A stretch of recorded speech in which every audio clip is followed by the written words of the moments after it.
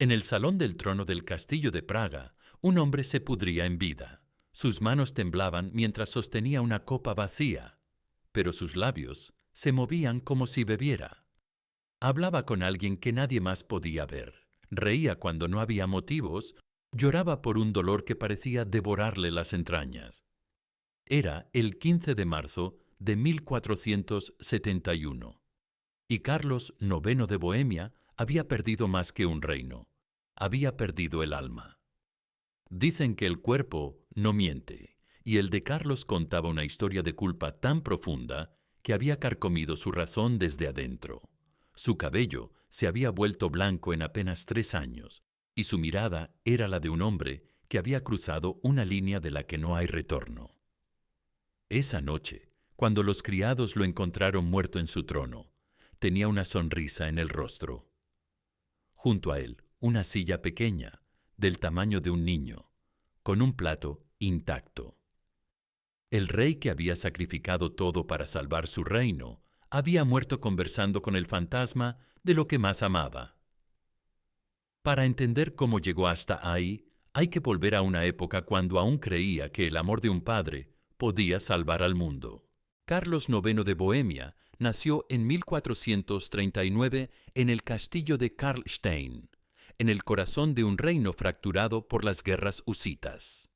Hijo de Ladislao el Póstumo y Ana de Austria, creció entre salones vacíos donde los ecos de las oraciones católicas competían con los cánticos husitas. Su padre murió cuando Carlos tenía apenas 5 años, dejándolo en manos de regentes que veían en él una pieza más del ajedrez político europeo. El niño aprendió pronto que los reyes no lloraban, que los hijos de Dios debían ser fuertes. Pero Carlos tenía un corazón demasiado humano para las exigencias de la corona. A los 12 años, cuando presenció la ejecución de un hereje husita, vomitó en las escaleras del cadalso. Los cronistas lo describen como un joven melancólico, de ojos profundos y tendencia a la contemplación. Todo cambió cuando conoció a Ana de Baviera en 1458. Era una princesa de 16 años, de cabello castaño y risa cristalina, enviada a Praga para sellar una alianza política.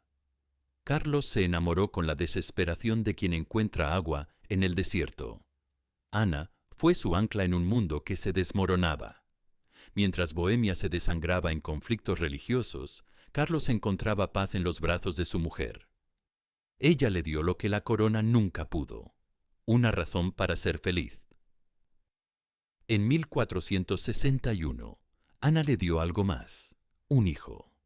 Wenceslao tenía los ojos de su madre y la sonrisa tímida de su padre. Para Carlos, aquel niño no era solo el heredero al trono, era la prueba de que Dios no había abandonado completamente su reino. En 1467 llegaron las primeras noticias desde el sur. Una enfermedad desconocida arrasaba los pueblos de Moravia. La gente caía fulminada por fiebres altísimas, bubones que crecían como huevos de aves malignas. Los médicos la llamaron peste negra renovada, pero Carlos sabía que era el castigo de Dios.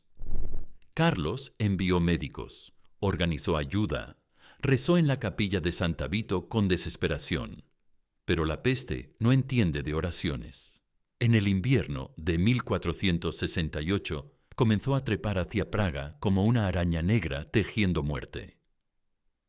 Ana fue la primera víctima en palacio. Comenzó con fiebre un martes de enero. El jueves, los bubones aparecieron en su cuello como marcas infernales. Carlos no se separó de su lecho ni un instante, sosteniéndole la mano mientras ella deliraba. Murió un viernes al amanecer. Carlos sintió como se rompía algo dentro de su pecho, algo que no era solo corazón, sino fe.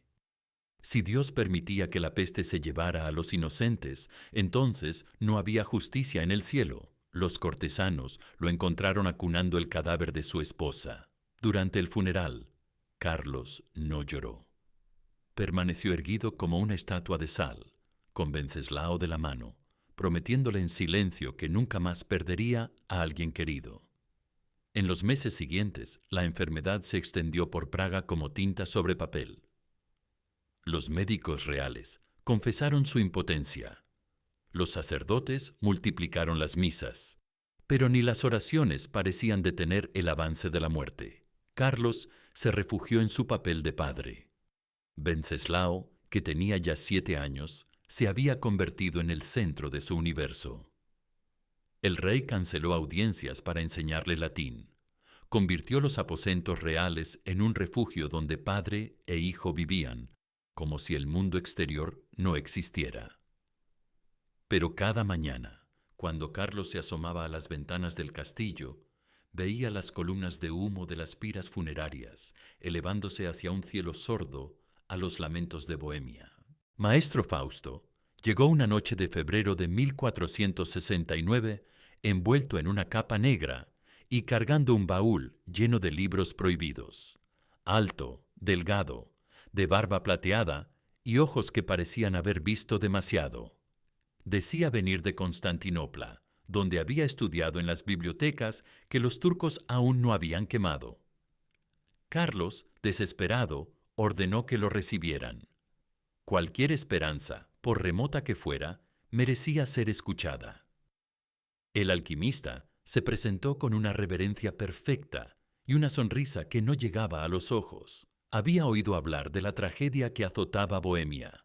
Conocía remedios que la medicina cristiana ignoraba. Saberes antiguos, anteriores al Dios celoso que castigaba a los hombres por existir.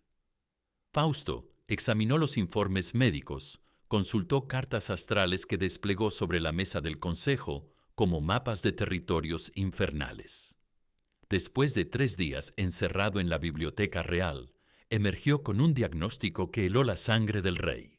La peste no era una enfermedad natural, era un castigo sobrenatural, enviado por fuerzas que odiaban la dinastía de Luxemburgo. La tierra pedía sangre, sangre real, sangre voluntaria. Solo había una manera de detener la pestilencia: ofrecer en sacrificio lo más querido que tuviera el rey. Algo que realmente doliera perder, algo cuya muerte rompiera el corazón del oferente y enviara al cielo un grito de dolor tan puro que las fuerzas del mal se vieran obligadas a retroceder. Carlos sintió que la sangre se le helaba en las venas. Sabía exactamente de qué estaba hablando Fausto. Lo más querido que tenía en el mundo tenía 7 años, ojos color miel y la costumbre de acurrucarse en su regazo cada noche. El alquimista añadió que el sacrificio debía realizarse en la noche de luna nueva y que el corazón de la víctima debía ser consumido por quien la amaba, para que el amor se transformara en poder. Carlos echó al hombre de palacio esa misma noche, pero las palabras ya habían sido sembradas. Durante 3 semanas, Carlos luchó contra la idea como un hombre que se ahoga lucha contra las olas. Se encerró en la capilla real. Rezó hasta que le sangraron las rodillas. Buscó otras opciones. Convocó a todos los médicos del reino, envió emisarios a París y Viena. Pero la peste no negociaba. Cada día más gente moría. Los informes llegaban como puñaladas. 200 muertos en un día, 300 al siguiente. El 5 de marzo de 1469, la muerte tocó las puertas del castillo. El jefe de cocinas amaneció con fiebre. Al mediodía, 2 sirvientas presentaban los primeros síntomas. Por la tarde, un paje empezó a delirar. Esa noche, Carlos cenó solo con Wenceslao. El niño parloteaba alegremente sobre sus lecciones, ajeno al horror que se cernía sobre el reino. Sonreía a su padre con esa confianza ciega que solo tienen los niños que se saben amados. Carlos lo miraba y sentía que se desgarraba por dentro. ¿Qué clase de padre era si no podía proteger a su hijo? ¿Qué pasaría cuando la peste llegara por fin a Wenceslao? Después de acostar al niño, Carlos subió a la torre más alta del castillo. Desde allí podía ver toda Praga, salpicada de hogueras funerarias como un infierno en miniatura. Podía escuchar el viento trayendo el olor de la muerte, Y en ese momento de absoluta desesperación, la voz de Fausto volvió a susurrar en su mente sobre el sacrificio voluntario. 3 días después, cuando los casos de peste en el castillo aumentaron a 12, Carlos tomó su decisión. La luna nueva era el 12 de marzo. Quedaban 4 días. No durmió ninguna de esas noches. Pasaba las horas mirando a Wenceslao dormir, memorizando cada detalle de su rostro. Le leía cuentos, jugaba con él, lo abrazaba con la fuerza de quien sabe que está contando las últimas veces. Cuando Wenceslao se durmió después de cenar, Carlos entró en sus aposentos con manos que ya no le pertenecían. El niño sonrió al verlo, extendió los brazos pidiendo el último abrazo. Carlos lo abrazó con todo el amor que cabía en su alma condenada. Besó su frente, aspiró el olor de su cabello. Después, con manos que temblaban, apretó hasta que la respiración del niño se detuvo. Wenceslao murió en silencio, con los ojos abiertos, mirando a su padre con una expresión que no era de reproche, sino de sorpresa.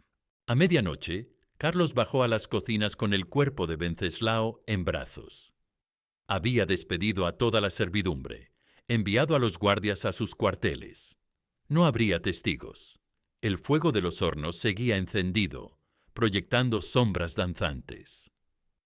Carlos depositó a su hijo sobre la mesa de mármol donde se preparaban los banquetes reales, y la enormidad de lo que había hecho lo golpeó como un puño.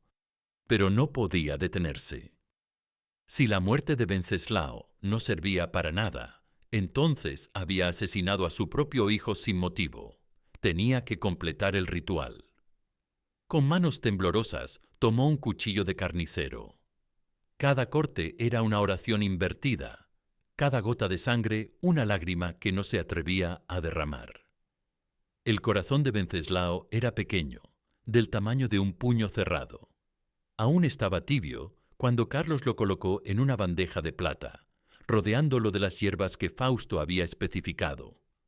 Lo cocinó lentamente, con el mismo cuidado que había puesto en cada decisión real. Mientras la carne se doraba, Carlos pensaba en las veces que había regañado a Wenceslao por no comer vegetales. Cuando estuvo listo, llevó la bandeja al gran comedor. Encendió todas las velas, desplegó la vajilla de oro. Si iba a condenar su alma, al menos lo haría con dignidad. Se sentó en su lugar habitual. Frente a él, puso el plato en el sitio donde siempre se sentaba Wenceslao. Era una última cortesía, incluirlo en esta cena final, aunque fuera como invitado y como menú. El primer bocado fue el más difícil. La carne tenía un sabor extraño, dulce y metálico. Carlos masticó lentamente, sintiendo cómo el sabor se expandía por su paladar como una marca de infamia. Con cada bocado le hablaba a la silla vacía, le pedía perdón, le explicaba sus razones, le prometía que este sacrificio serviría para salvar miles de vidas. Cuando terminó, se quedó sentado durante horas, esperando sentir algo diferente. No sintió nada, solo el peso de lo que había hecho, creciendo dentro de él como un tumor de culpa.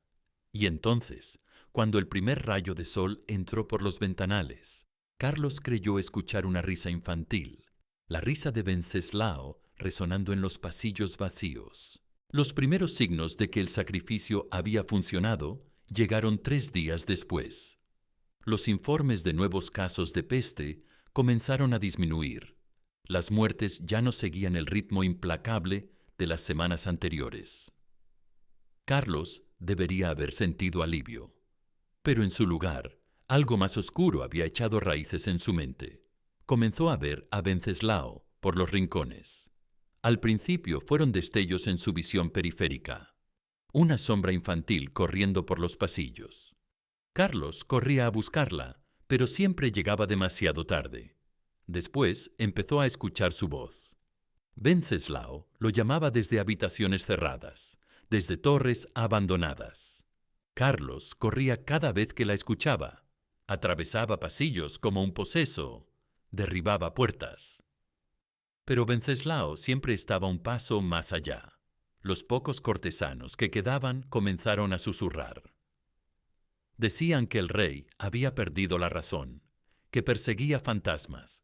Algunos intentaron acercarse, pero Carlos los rechazaba con violencia. Comenzó a dejar comida en el lugar de Venceslao durante las cenas. Platos que nadie tocaba, pero que Carlos servía religiosamente cada noche. Hablaba con la silla vacía, como si su hijo estuviera sentado allí. Y a veces, cuando la luz de las velas titilaba, le parecía ver una sombra pequeña ocupando esa silla. Unos ojos que lo miraban con tristeza. Los meses pasaron y la peste efectivamente retrocedió. Para el otoño de 1469, Bohemia estaba libre de la enfermedad.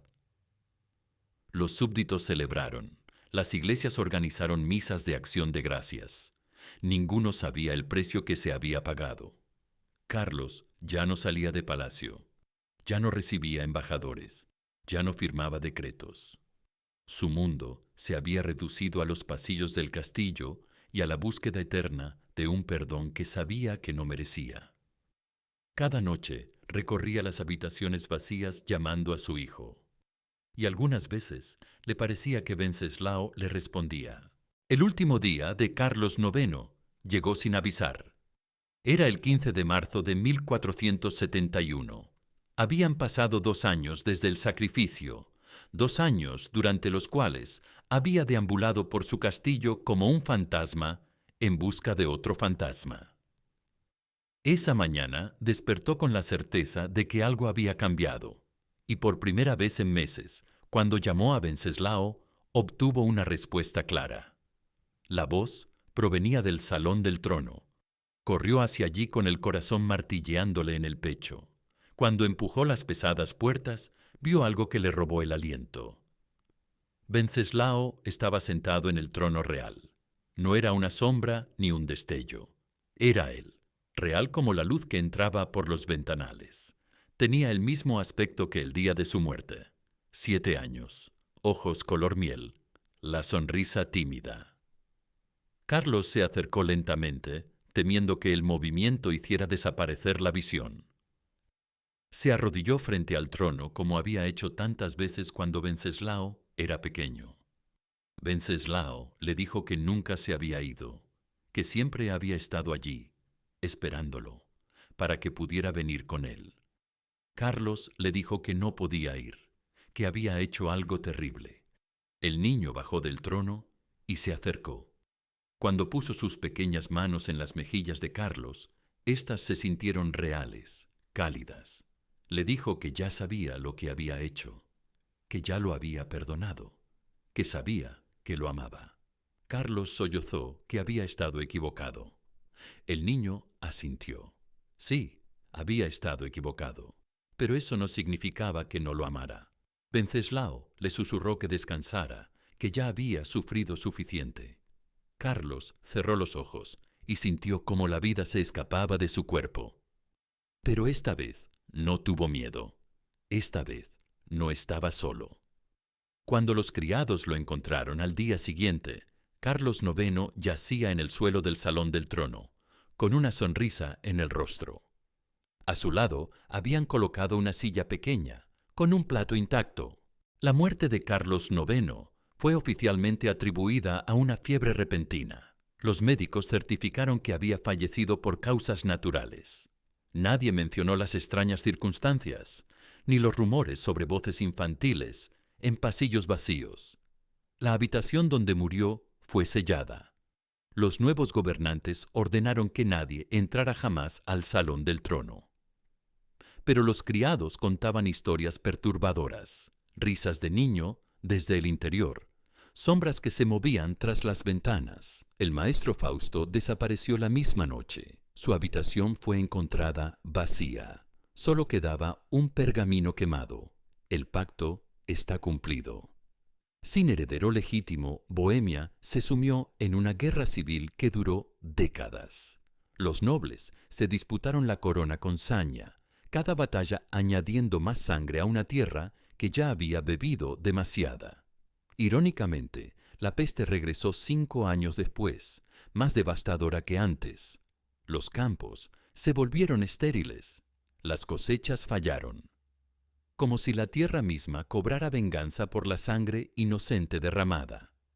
Los cronistas posteriores evitaron mencionar los últimos años de Carlos IX. Su reinado fue resumido en pocas líneas. La verdad quedó enterrada bajo capas de silencio diplomático. Pero en los pueblos, la historia se contaba de otra manera. Los campesinos hablaban del rey que había hecho un pacto con el diablo. Las madres advertían a sus hijos que no se acercaran a las ruinas del castillo. Durante el siglo XVI, varios intentos de reconstruir el castillo fracasaron. Los trabajadores se negaban a continuar, alegando que escuchaban voces desde habitaciones vacías. Siglos después, los arqueólogos excavaron los cimientos del comedor real. Encontraron 2 esqueletos enterrados bajo las piedras, uno de un hombre adulto, otro de un niño. Estaban abrazados, como si hubieran muerto durmiendo. Carlos IX no fue un monstruo, aunque hizo actos monstruosos.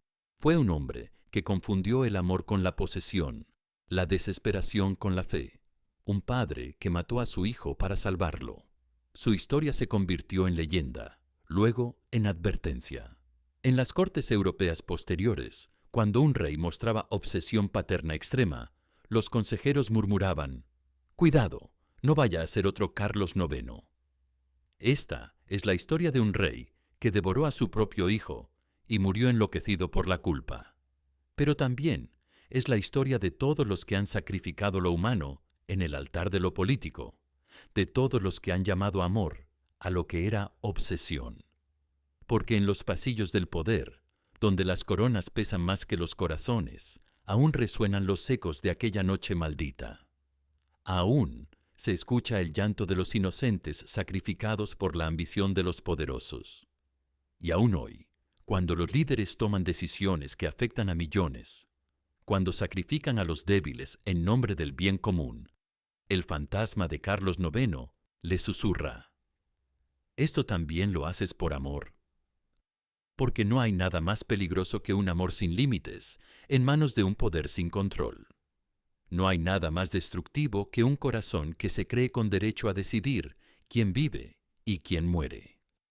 En una época donde la paternidad se ha vuelto competitiva, donde los padres proyectan sus frustraciones en los hijos, la historia de Carlos IX resuena con actualidad perturbadora.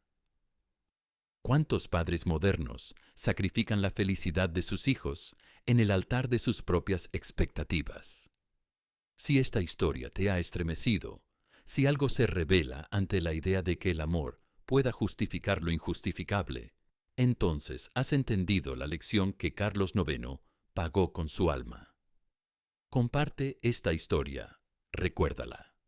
Porque sólo cuando se cuentan las verdades más oscuras del poder, podemos empezar a entender que detrás de cada corona hay un ser humano capaz de lo mejor y de lo peor. La historia no juzga, pero tampoco olvida, y en algún lugar Carlos IX sigue esperando.